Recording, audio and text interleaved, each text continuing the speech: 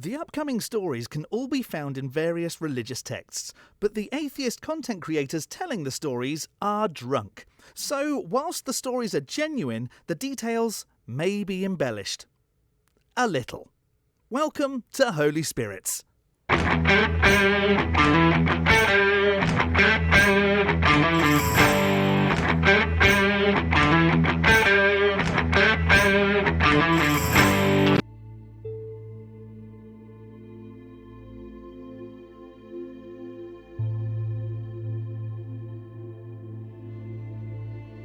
We will be talking about Osiris today. And Osiris is before, like most people think of him as god of death, but he was actually an agricultural deity thought to have taught humans about agriculture and thus creating beer and wine. So here's to you, Osiris. Huzzah. Huzzah to the mummy. Huzzah to the mummy. All right, so we're going to play, and I blame John for this because he made me play it during my episode. We're going to play Fuck, Marry, Kill with Osiris, Horus, and Seth. Oh my.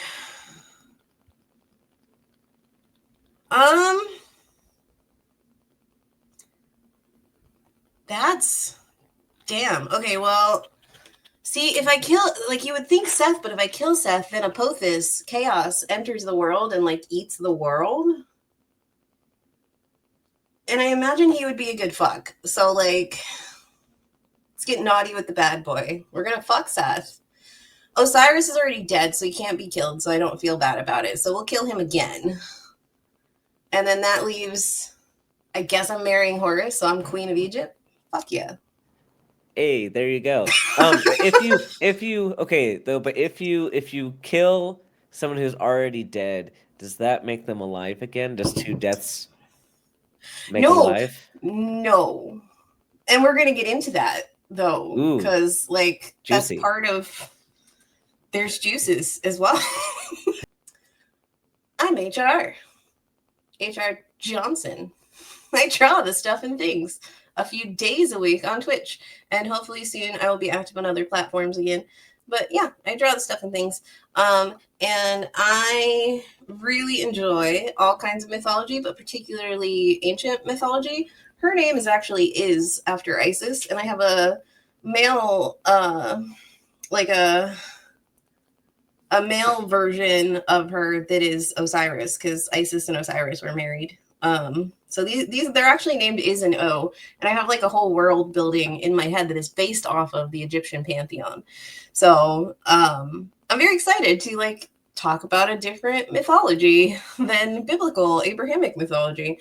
And I just want to preface, like, I'm not Egyptian, but I mean nothing but respect and love. When people ask me who my favorite artists are, I always say the unnamed artist of antiquity, and I'm basically mostly talking about like ancient Egypt. So yeah. Today, we are going to talk about the death of Osiris, the birth of Horus, and Horus battling his uncle for the throne. So we're basically, I'm telling you the way older version of the Lion King. So, I don't want to say like Egyptian stuff, like it predates biblical stuff. Like Egyptian stuff, there's like the earliest evidence is like 6,000 years old, like 4,000 BC. And there's like pre-dynastic, before there was kings, that's like oral traditions that are passed down. And then there are dynastic times. And like everything else from antiquity, there isn't like one canon. Like we don't know what the fuck is canon, because there's pyramid texts, which are like religious incantations that are carved into walls.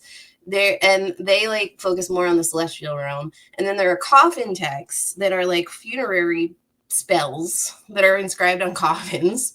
And those are about like the underworld and judgment of humans. And then there's the Book of the Dead, which is a collection of funerary stuff. And there are temple and tomb artifacts. And there are papyruses.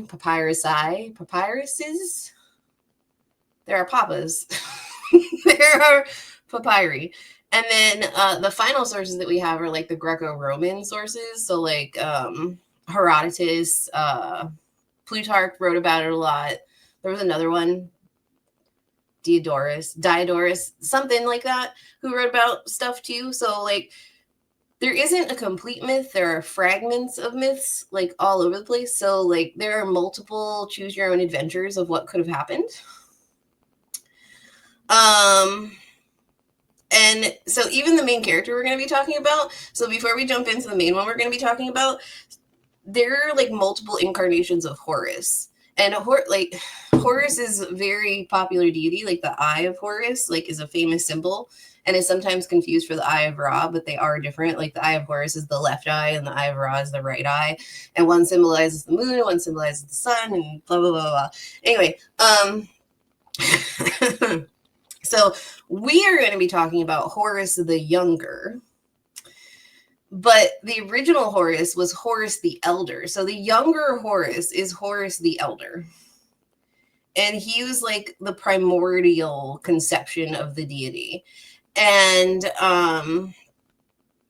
in some tellings, he's like the son of the earth and sky. And in some tellings, he's like he's the brother of Osiris and Set and everybody. Sometimes he's the twin brother of Set, depending on like which fragment you read. And then some places he's like combined with Ra, who's like Yahweh. Ra's like the creator. And they call him like Ra Harakti when they're combined, I think. No offense for any pronunciation mishaps. And then there's Golden Horus Osiris, which is like the most Bible-y vibes because he's his own father and his own son when he's that version of him. But the most famous version of him is like Plutarch's version of him, which is the younger Horus. But the like Horus Harakti, where he's like thought to also be Osiris, there's this temple called the Temple of Dendera, which is like one of the most famous, most well-preserved worship temples in Egypt. It's the one with like Hathor with like the cow ears deity up at the top of the columns, and it's like a bunch of columns. There's a lot of information in there where like Horus is also called Osiris. It's all confusing. There's a lot of names for a lot of different things.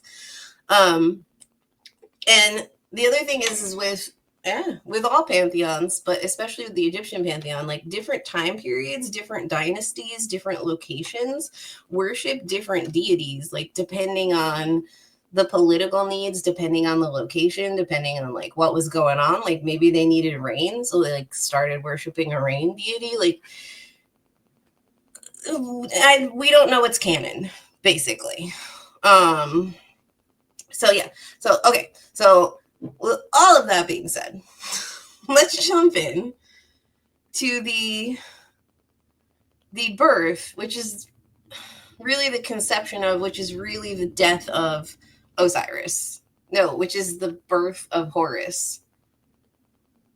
But it could be both. It depends on which one you're reading. This is great. I make so much sense right now. This is so understandable. This is so clear. You're doing great. Okay. All right. So come back with me 6,000 years to ancient Egypt. Osiris is king, primeval king of Egypt, because his begots, like, you know how there's like a whole the entry like in the Bible where it's like so-and-so begot so-and-so, begot so-and-so, begot so-and-so. Well, Osiris, his begots go back to where he's got DNA from Ra or Atum, which again, Ra is like the creator deity. And so Osiris is a god of fertility. He teaches the humans about agriculture. He gives us beer and wine and bread. And so he's king of Egypt. But he has this brother. And his brother's name is Set or Seth. And so Set is his brother. and he wants the throne. Why does he want the throne? So there's one story where Osiris kicked him one time, so he wants the throne because he like played the long game on the revenge and he's feeling super petty. There's another one where, okay, so backing up, Osiris and Set and Isis and Nephthys are sisters and brothers. They're sisters and brothers. And so Set is technically supposed to be married to Nephthys, and Isis is married to Osiris. So they're like sister wives, sister husbands. There's some like stuff going on here because it's ancient religion and there's always like sister wives and stuff. And that was big in Egypt too, to like keeping the royal lines in the family. Like they made that mistake like in multiple different kingdoms and in multiple different dynasties, not just in Egypt, like UK and like all kinds of places. Anyway, excuse me. So why does Set want the throne? He wants the throne because he got kicked, or because Osiris did it with Nephthys, because Set is said to be infertile in some of these, and Osiris is over here literally a god of fertility. So like he got with Nephthys, or Nephthys like turned into Osiris to get with him. I don't know. There's like a whole thing. So he's either mad that Osiris slept with his sister wife, which is also Osiris's sister, or he's mad that Osiris kicked him at some point, or he's mad that he's infertile and Osiris can have kids, or he just wants to fucking be king. Who knows? So there's variations, but anyway, so Set is like, I'm going to take the throne. And again, like Plutarch's version, I think it's like 70 some odd like conspirators, like Set like is whispering behind his back in the court. And he gets all these people to like be like, yeah, we're going to back you and take over from fucking Osiris. So Seth like creeps into Osiris and Isis's bedroom one night, and he just like measures Osiris. Okay. And here's where I need to give a trigger warning, like, or an upsetation warning, because we're about to like get into like a bunch of very not great things, like assaults of various natures, and like, what is the big D word for like cutting people up? Like dismemberment? That's the I'm going to drink more because that's a smart idea. Yes. Keep going. So yeah, it's not big D energy to dismember people. But anyway, so there's dismemberment. There's assault of various natures coming. There's murder coming. There's coming. There's a lot of things about to happen. So, okay. So where is it? Okay, so Set like creeps into Osiris and Isis's bedroom when they are sleeping, and he just carefully like measures Osiris perfectly. Okay, and then he like throws a banquet, and he's like, "Hey, whoever fits in this chest that I had made," and it's like the most ornate, most beautiful like chest, like it's like a box, and you're like, "I want this box. Like I have to own this box. I don't know why you would want to have this box, but like." You have to have this box because it's like the best box ever in the whole fucking world. It's like the best box. So Set is like telling everybody like, hey, whoever fits in the box, you get to keep it. Like you're like a cat now. Like if it fits, it sits. You get it. So a bunch of people are getting in there, and Osiris is like, nah, I don't give a fuck. It's just a box. And but they convince him, and then as soon as he gets in the box, Set is like, long live the king, and he shuts the box, okay, and then he slams it shut, and him and like whoever's helping him, depending on the story, like sometimes he has no help, sometimes he has lots of help, but either way, they like seal it up and they throw that shit into the Nile, which is a river in Egypt. Okay, so like then again, it depends on which story you're following. Like there's one story where it like lands on distant shores and a tree goes around it, and then like Isis like has to find it and like get her husband out of the tree, and there's like a whole thing with her putting a baby in fire too. Like that's a side tangent we could go on one day, but not today. So okay, so Isis is like sad, and she's like, this fucker just killed my husband. So she goes and she like finds the coffin, right? And she sets it to the side, and she's like, I'm the goddess of fucking magic and a bunch of other shit, so I'm gonna resurrect this bitch. So she goes to get like stuff she needs to do her magic, and Set, like while she's getting the stuff for the magic, like the box is unguarded. So Set is like, oh fuck no. And he goes and he dismembers the body. Like he just like cuts it, depending on the text, anywhere from 14 to 42 pieces, and then scatters the pieces across Egypt. But Isis is ride, not die. And I know what I said, and I said it on purpose. She is ride, not die. Okay? Because her and Nephthys, which is the sister wife of Set. So, like, Set's wife is helping his other sister. Anyway, so they find all the pieces. And they, like, Frankenstein them back together. And then, so Isis goes and gets Anubis and, like, Thoth. Because Anubis is like a guardian of the dead and like funerary rites, and Thoth is like thought and like mathematics and everything.